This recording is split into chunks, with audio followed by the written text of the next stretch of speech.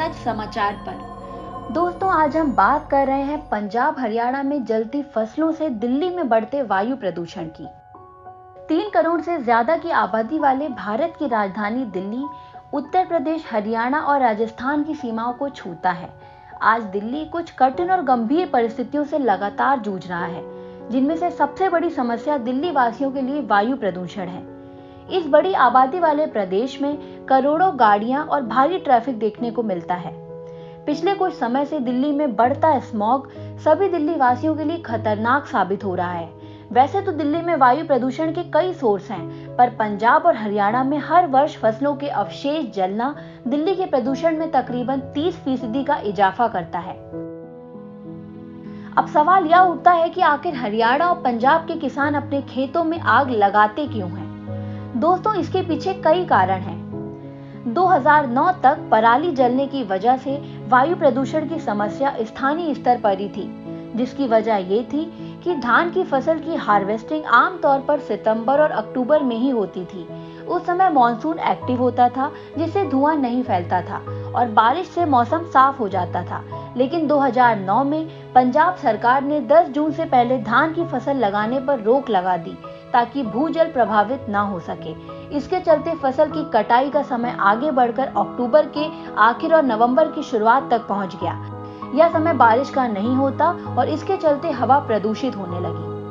इसके अलावा एक मुख्य कारण ये भी है कि आम किसान को फसल की पैदावार के बाद बचे अवशेषों को नष्ट करने के लिए एक स्थान से दूसरे स्थान तक पहुंचाने में मजदूर और गाड़ियों पर काफी लागत लगानी पड़ती है, जो एक आम किसान के लिए दे पाना बहुत मुश्किल है। सरकार द्वारा किसानों को stubble management happy seeder machine पर 50% सब्सिडी दी गई है, पर यह मशीन लगभग 60 से 70 हजार की आती है, जो कि आम किसान खरीद नहीं सकता। और दूसरी बात, ये हैप्पी सीडर और दूसरी मशीनों पर चलाने के लिए 65 से 70 हॉर्स पावर ट्रैक्टर की जरूरत होती है, और जिसकी कीमत लगभग 6 से 7 लाख होती है। लेकिन एक आम किसान के पास 40 से 45 हॉर्स पावर का ही ट्रैक्टर होता है। किसान एसोसिएशन को 80% सब्सिडी मिलने के बावजूद सभी किसान इसका लाभ नहीं उठा पाते हैं, क्योंकि यह गिने चुने किसानों को ही मिलती है। मशीनों का किराया, पावरफुल ट्रैक्टर का किराया, डीजल का पैसा, मजदूरी, इन सभी चीजों के लिए पैसा दे पाना एक आम किसान के बस की बात नहीं है। इन तमाम मुश्किलों और खर्चों के बजाय मात्र 500 रुपए के खर्चे पर फसलों के अवशेषों को जलाना एक आम किसान के लिए एक सबसे आसान और सस्ता तरीका है। पराली जलने का धुआं इस कदर फैलता है, जो कि पूरे दिल्ली और उत्तर भारत को धुंधला करने के साथ साथ यह दिल्ली वासियों के दम घुटने की नौबत ले आता है। दिल्ली एनसीआर की जहरीली हवा कई सांस के मरीजों को और आम आदमी के जीवन को जोखिम में डालती है। इस गंभीर समस्या का आखिर कौन जिम्मेदार है? क्या इसके लिए किसानों पर उंगली उठाना सही है, या फिर सरकार का इस समस्या पर कोई ठोस कदम न उठाना है इसका जिम्मेदार?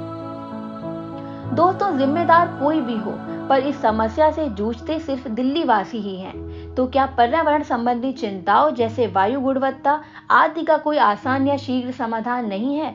आपकी इस विषय पर क्या राय है? हमें कमेंट करके जरूर बताएं।